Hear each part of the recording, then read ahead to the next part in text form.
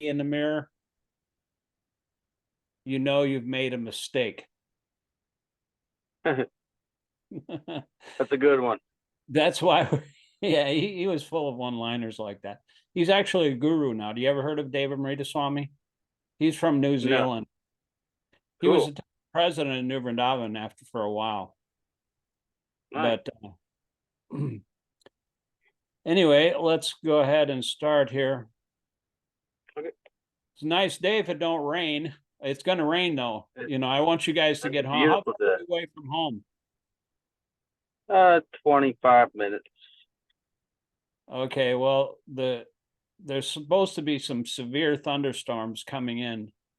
I don't know what it is in your area, but tornado watch Oh, in Pittsburgh. well, thank you. Okay, we're gonna. We got a beautiful sunny day going on. Yeah. The ice cream truck went by here. They want all the kids to come out and get some ice cream before the tornado hits. You know, they can make a little bit of money. So we're just gonna take turns here reading reading each verse, I think. Okay. We start out with the first translation and purport. These are pretty small, you know, purports and translation. I'm going to try to get through the whole thing because we only got like maybe 8 or 10 verses left. So what chapter are we on again? Text 30 of chapter 6, and you can just read the translation and purport. Okay.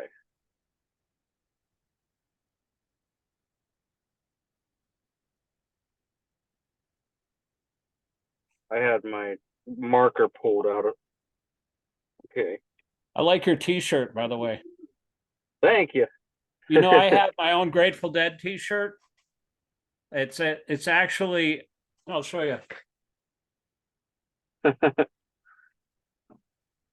See this? Awesome. See, I wore that at a Festival Inspiration, and Garuda Das was there, or Guru Das was there, and I didn't know who he was. And he said, "Where'd you get that shirt?" And I said, "Well, I made it. You know, I ordered a long sleeve shirt, and then I had like a dark t-shirt transfer that I iron on, you know." And he said, "Oh, Cool. I was there." He's this old guy, you know. He was there at the Grateful Dead concert with Prabhupada and Allen Ginsberg and Big Brother and the Holding Company and Moby Grape. They were there at the Avalon Ballroom, San Francisco, in 1967. That's pretty awesome. Yeah, and my spiritual master was taking care of Prabhupada. He was kind of worried about him, so he actually was exiting after the show. You know, all the hippies were like going crazy. They were jumping up and down and you know, dancing. They're all high, you know, because actually that, you know, everybody was high back then. It's Summer of Love in 1967, you know. They write songs about that, but there was all these, you know, acid was legal back then. So they're all tripping. And and you know, so you had like all these half-clad, half-naked young ladies dancing around, and Prabhupada, and you know, they were going out the back door of the Avalon Ballroom venue, and you know, at the backstage, and they started walking down the steps, and Prabhupada told my spiritual master, he said, "This is no place for a brahmachari." Brahmachari means like celibate monk, you know. Yeah. You know, the amplifiers were humming in the background, you know, after the show, and like smoke was pouring out of it. Yeah, it's like crazy. But I went to a similar show when I was at that time.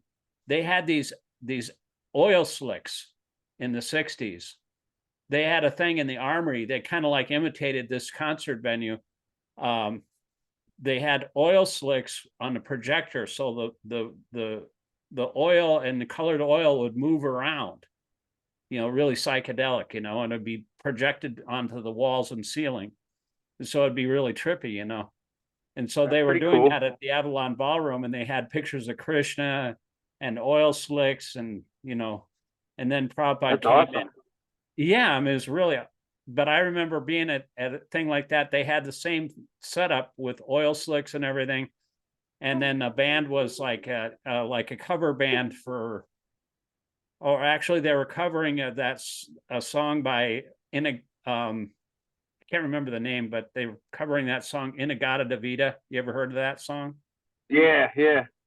You know what that song, they wrote that song. The guy that wrote the song is actually not the name of the song, but he was really drunk and stoned and tripping or whatever after he wrote the song. And so they asked him what the name, he said, I just wrote a song. He said, what's the name of it?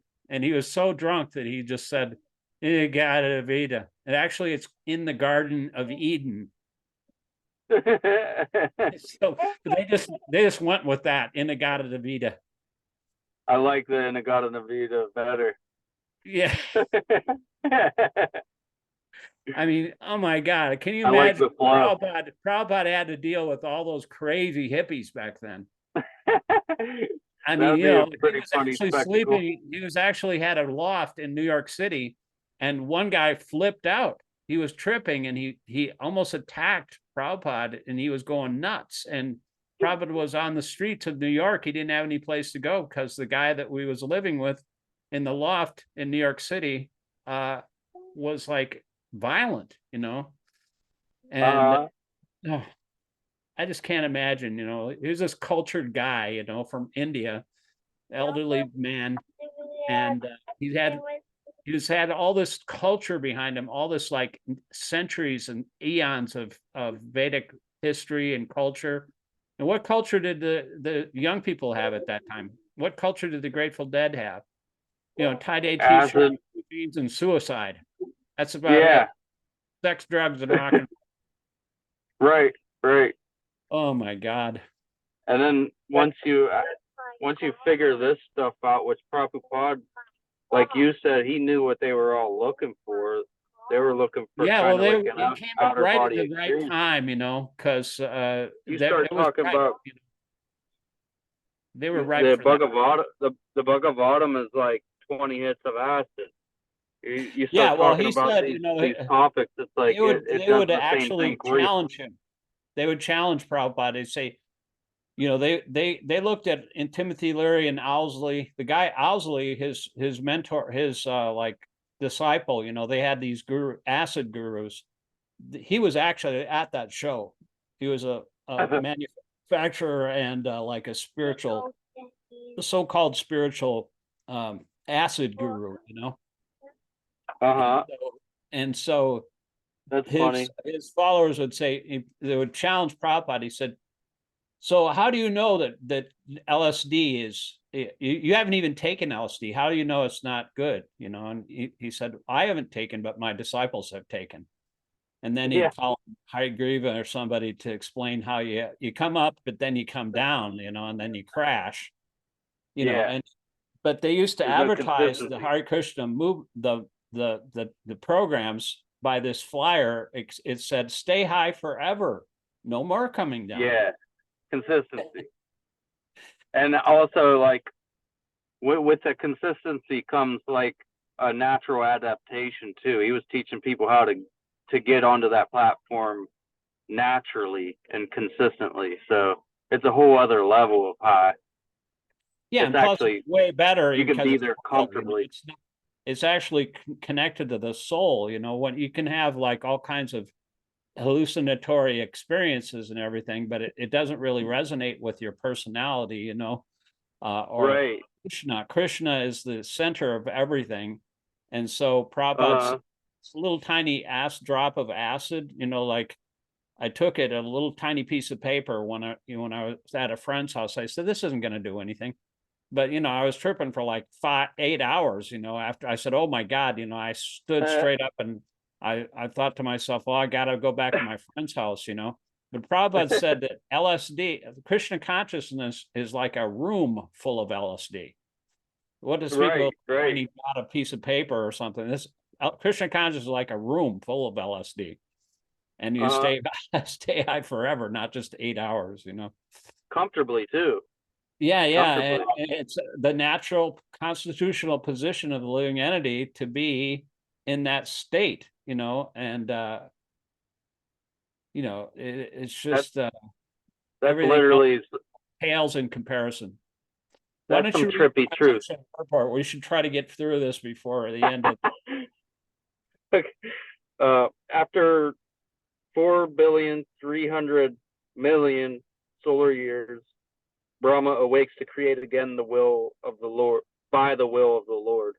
And all the rishis like Marichi, Angira, Atri, and so on are created from the transcendental body of the Lord. And I also appear along with them. Purport: the duration of a day in the life of Brahma is 4,320,000,000 solar years. This is stated also in the Bhagavad Gita. So for this period, Brahmaji rests in Yoga Nidra within the body of the Garbhodakashayi Vishnu, the generator of Brahma. Thus, after the sleeping period of Brahma, when there's again creation by the will of the Lord through the agency of Brahma, all the great rishis again appear from different parts of the transcendental body, and Narada also appears. This means that Narada appears in the same transcendental body, just as a man awakes from sleep in the same body. Sri Narada is eternally free to move in all parts of the transcendental and material creation of the Almighty. He appears and disappears in his own transcendental body, which is without distinction of body and soul, unlike conditioned beings. That's pretty awesome to get a body like that, right after you die, and then you have to wait. Brahma goes to sleep for another 4,320,000,000 years, and at that point, after that, that's like one kalpa. So, do you ever heard of what? That's just a cat nap for the old Brahma. Yeah. Well, it's one. That's just like it's one day. He lives for 100 years. And that's what's really blowing my mind. Because I used to listen to Varshana Swami. Do you know Varshana Swami from New Vrindavan? I'm not sure if I do. Have you been to seen the new temple that's being constructed across the street from the palace? No. It's called the Radha Govindaji Temple. I didn't go there last year, so that's cool. You should be opening that up this summer, probably at the end of the summer.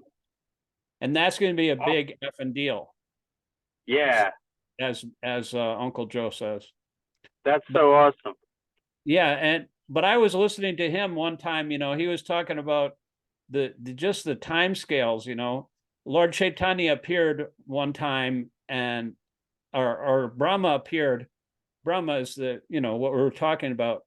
He lives for a long time, obviously. If one day is 4,320,000,000 years. Anyway, he wanted to kind of test Krishna because he knew, Krishna was, but he appeared like a cowherd boy. He was playing with his friends on the bank of a river, and he wanted to test his mystic power. So he stole the cowherd boys and the calves, and he put them in a cave.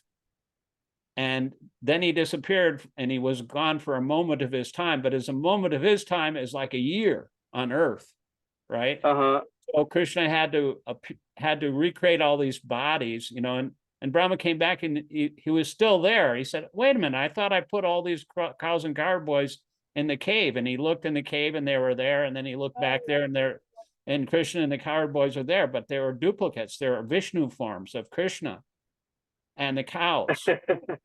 And so he was like scratching his head. He couldn't understand. And then the trick was on him. Krishna manifested his Vishnu forms, like 4-armed Vishnu forms for all the cowherd boys. And then Brahma saw the whole creation, all the living entities and all the demigods worshiping this cowherd boys and the calves who were actually Vishnu forms. And And Brahmas it blew from his other mind, you know. universes too. It blew Brahmas from other universes were going to him too. He's like, what is going on? Yeah, I mean, he was like totally bewildered. And he said to himself, you know, a lot of people think they know what Krishna is. For as far as I'm concerned, I don't want to talk about it. You know, I really don't have anything to say about it. You know, he's the creator of the universe. He's the smartest guy in the whole, you know, creation. And he didn't even have anything to say about it. He was completely dumbfounded. And so Lord Brahma, he thought to himself, like, I am such supposedly a great personality, you know, and I had this desire to create. And so now I'm the big creator of this universe. I could have taken birth as a cowherd boy. I've wasted the first 150 trillion years of my life.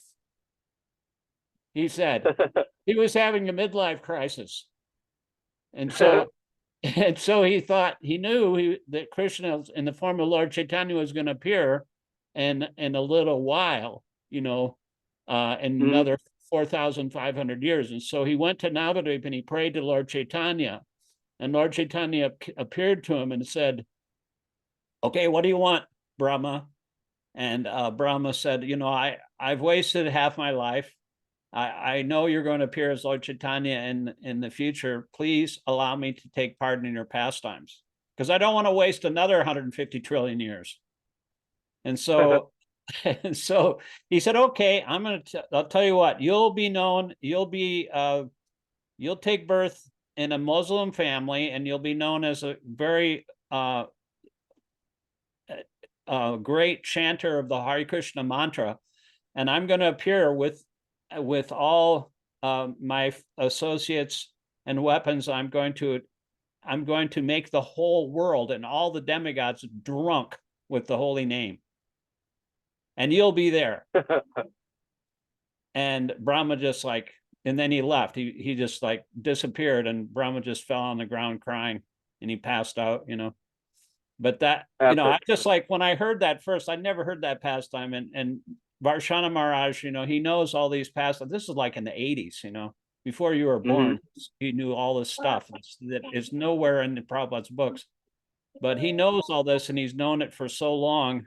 And now he's actually, you know, recreating the original Vrindavan, new Vrindavan, like Prabhupada wanted. He wanted 7 temples on 7 hills. And so that's what he's doing right now. He's gotten the second temple, you know, on the, you know, we've got Radha Vrindavan Chandra, but now he's going to build his Radha Gopinath temple right next to the palace on the hill there. But he's so an awesome personality, and you should try to take initiation from him before he leaves his body, you know. But you know, if you're interested in spiritual life, you know, you should look for a spiritual master, you know, and try to take shelter of such a personality like that, because I think he's the most advanced person in New Vrindavan, you know. Actually, no doubt. Yeah, so no doubt. So we'll read the next one here.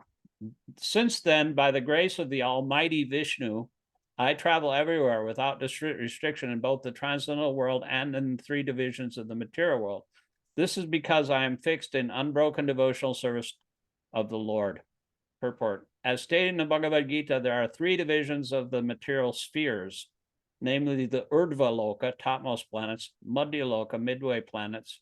That's where we are, Madhya Loka, and the Adho Loka, downward planets. Beyond the Urdhva Loka planets, that is to say above the Brahma Loka, that's where Lord Brahma lives, there are material coverings of the universe, and above that is the spiritual sky, which is unlimited in expansion, containing unlimited self-illuminated Vaikuntha planets inhabited by God himself, along with his associates, who are all eternally liberated living entities.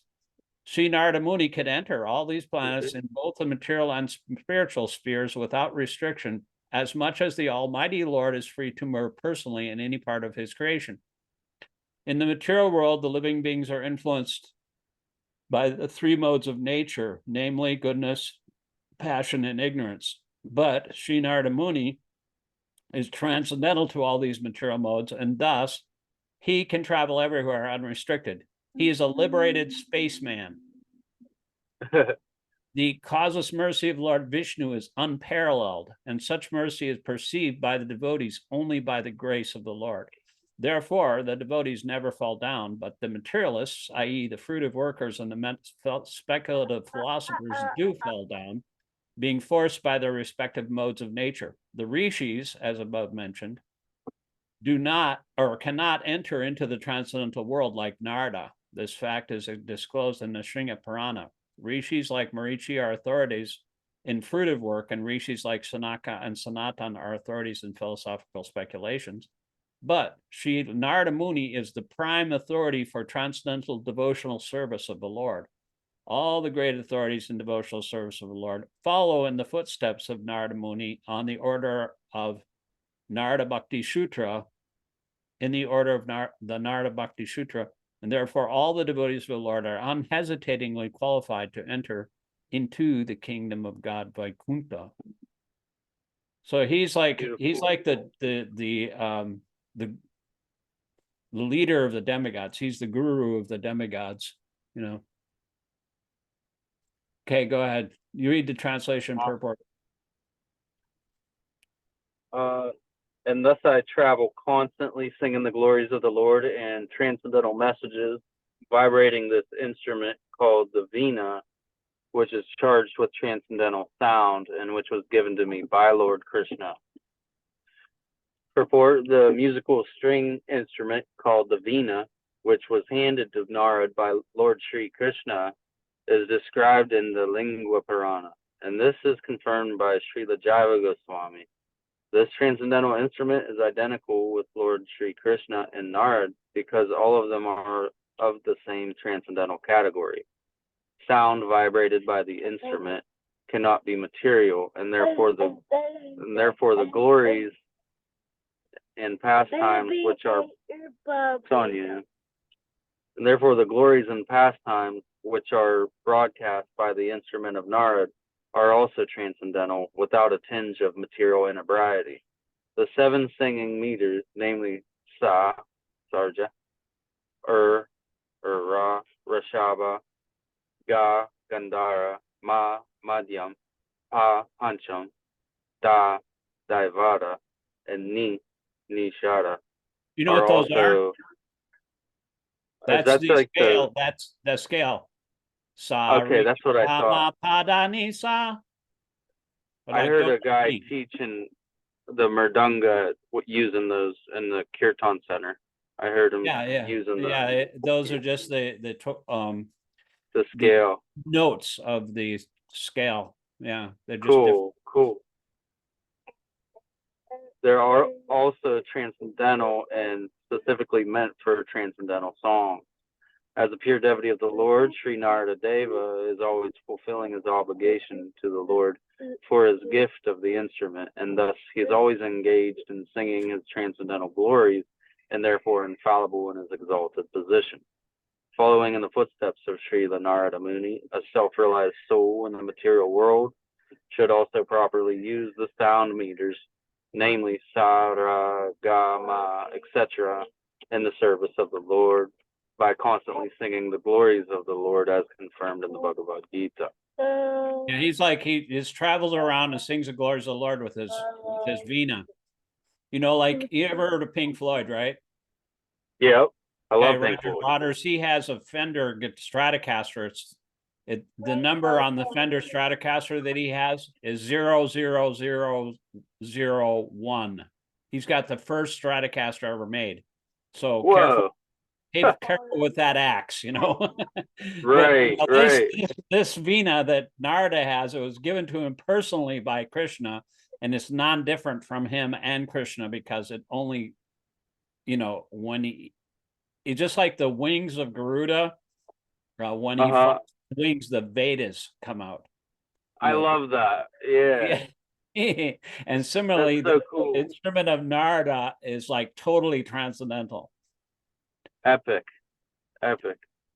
So, okay, let's go to this next one here. Text Was 30. it said that Krishna, the Vena's like the expansion of Krishna's flute? I'm Is not that sure. I've never heard that, but yeah, I mean, all the instruments, everything that has to do with Krishna or his devotees are called tadiya, which means that they're non-different. direct? Like Yeah, direct you know, expansion. Krishna's like Vishnu, you know, Vishnu lays on the causal ocean on this his bed of snakes, Ananta, and Ananta Uh-huh. is also Nityananda, and Anantadev, he serves Krishna, the Supreme Lord, by being his umbrella and his footrest and his shoes, and all these different things are not different from. They're actually, Ananta incarnates in all these different items that are used for the service of Vishnu. And but Anantadev is also Vishnu, you know, so these things Yeah. are not different from Krishna. So It's just, cool. yeah, it's inconceivable. And so translation, the Supreme Lord, is it my turn? Yep. You read the last one, right? The Supreme sir. Lord Sri Krishna, whose glories and activities are pleasing to hear, at once appears on the seat of my heart as if called for, as soon as I began to chant his holy activities. So, you know, when we're reading, also Krishna starts dancing on our tongue when we're reading the Bhagavatam. And when we're No chanting, doubt. Krishna appears in his name. And, you know, it's just the same thing. So whatever we're doing, as long as we're connected with Krishna, Krishna incarnates as his name and as the Bhagavatam. They used to say that Bhagavatam, you know, the scholars and the devotees in New Vrindavan used to walk around in New Vrindavan, but they had, like, there was always muddy because it would rain all the time, and they didn't have any brick roads or anything like they do now. And so they always had boots on. So, but they were like walking books, you know, because they were so scholarly. And so they were walking books with boots on. So So cool. Krishna is not different from his message. He's not different from his devotees. And those devotees are only belong to Krishna, and Krishna is only in the hearts of the devotees. That's the transcendental reciprocation that Krishna has with his devotees, that it just becomes a transcendental competition. The devotees want to please Krishna, and Krishna wants to enlighten his devotees. As they surrender to him, he rewards them accordingly. So it's just an unending competition. That's why the blissful association of devotees and talking about these pastimes becomes more and more pleasing as we recite them, you know. It's a beautiful dance and love transaction. Yeah. Yeah. And the gopis, you know, when they see Krishna happy, Krishna becomes more happy. And then when it's just like an like it's an ever increasing.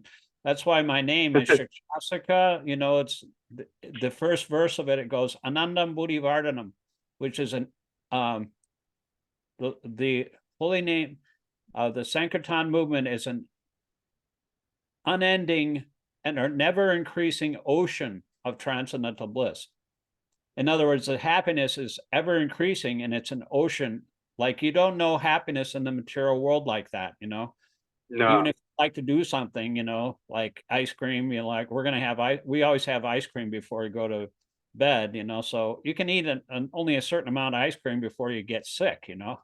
But Krishna consciousness is like unending, and it's also ever increasing in the blissfulness of the activities, because it's like a reciprocal process, you know, between the devotee and Krishna. Beautiful. The absolute personality of Godhead is not different from his transcendental name, form, pastimes, and the sound vibrations thereof. As soon as the pure devotee engages himself in the pure devotional service of hearing and chanting and remembering his name, fame, and activities of the Lord, he at once becomes visible to the transcendental eyes of the pure devotee by reflecting himself on the mirror of the heart, by spiritual television. That's what I was thinking when I first came to New Vrindavan. I was thinking, if I seeing Radha Vrindavan Chandra on the altar, I'm seeing like everything in the world at the simultaneously, you know. And when I read Prabhupada's books, he would talk about something as far away as like Russia, but I knew that the information was coming through these books was actually real. So it is like a spiritual television. You're No actually doubt. transmitting from the spiritual world the reality of the entire material and spiritual universe through these books and through the deities and through everything that's connected to Krishna consciousness. So it's like spiritual DVD. Why would you want to watch, you know, like Kim Kardashian or somebody like that, you know, on the TV when you could watch a spiritual world, you know? It has everything in it. Bhaktisiddhanta used to like That's publish. so wild. He used to publish his books every day. He said, how can you, and somebody asked him, how can you publish your book every day? How can you find out so many things? He said, the spiritual world is unlimited. Yes, yes. So, you know, and these books, he told Prabhupada, if you ever get some money, print books, because these books are like a big mridanga, big drum, you know. And so, you know, the radio and the TV and all these things can be used as transcendental instruments to broadcast the message of the Lord. Let me try to get through this thing here. We got about 7 minutes left. Therefore, a pure devotee who is related with the Lord in transcendental, loving transcendental service can experience the presence of the Lord at every moment. It is a natural psychology in every individual case that a person likes to hear and enjoy his personal glories enumerated by others. That's a natural instinct. And the Lord, being also an individual personality like others, is not an exception to this psychology, because psychological characteristics visible in individual souls are but reflections of the same psychology in the absolute Lord. The only difference is that the Lord is the greatest personality of all and absolute in all his affairs. If therefore the Lord is attracted by the pure devotees chanting of his glories, there is nothing astonishing. Since he is absolute, he can appear himself in his picture in his glorification, and the two things being identical. Sri Narada chants the glorification of the Lord not for his personal benefit, but because the glorifications are identical with the Lord. Narada Muni penetrates into the presence of the Lord by the transcendental chanting. So that's why we can offer our food, you know, when we offer our food to a picture of Krishna or the spiritual master, you know, and like Ekadasi is this Friday, you know. I'll tell you a short story here. My spiritual master, you know, it was Ekadasi and they offered him like I think it was milk and an apple. And and he said, you know, only my picture accepts milk and apples. I guess it was Ekadasi and he wanted something more elaborate, but that's a funny story. But you know, because actually the spiritual master's picture is also not different from the spiritual master, and so you can offer we have to offer everything we have to the spiritual master first, and then Krishna, through his grace, Krishna accepts it, you know, because he's our link to the spiritual world, you know. So go ahead with this last verse here. We have 5 minutes left, so okay, this will be the last one. All righty. It is personally experienced by me that those who are always full of cares and anxieties due to desiring contact of the senses with their objects can cross the ocean of Netchin on a most suitable boat. The constant chanting of the transcendental activities of the personality of Godhead. Purport is the symptom of a living being is that he cannot remain silent even for some time. He must be doing something, thinking of something, or talking about something. Generally, the materialistic men think and discuss about subjects which satisfy their senses. But as these things are exercised under the influence of the external illusory energy, such sensual activities do not actually give them any satisfaction. On the contrary, they become full with cares and anxieties. This is called Maya, or what is not. that which cannot give them satisfaction is accepted as an object for satisfaction.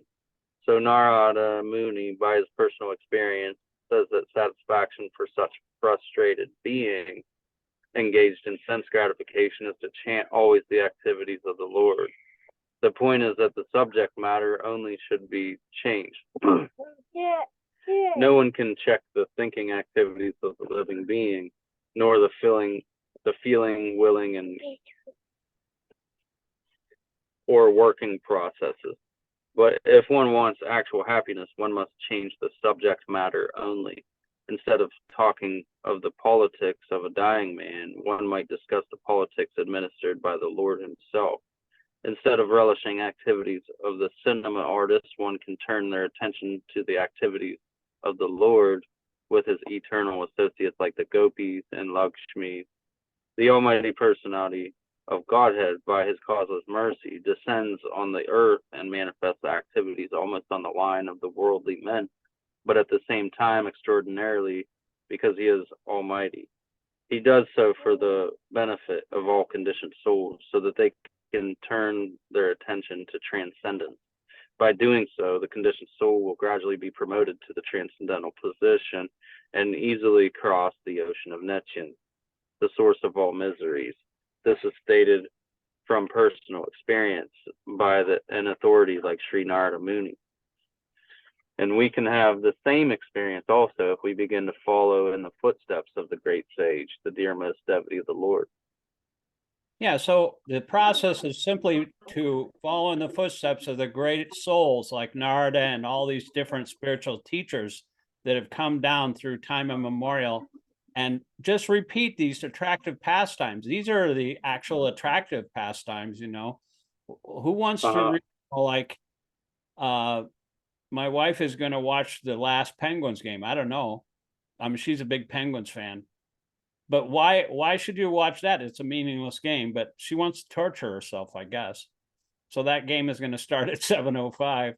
But, you know, the thing is, like, why not, like, instead of watching all this other stuff, we just have to change our attention. You know, the devotee, like, he kind of feels bad because these people are just missing it by a little bit. He doesn't criticize the conditioned souls, but they just turn their attention a little bit to these all attractive pastimes of Krishna and get the mercy of the spiritual master.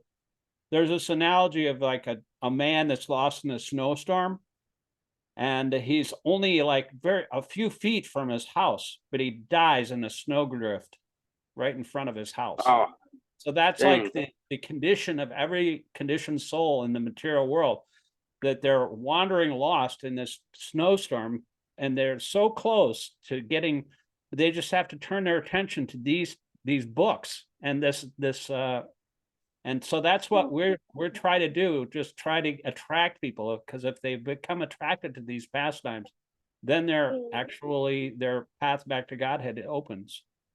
Anyway, thank you for joining us, me, and thanks for having us. Two guys and a kid. Śrīmad-Bhāgavatam.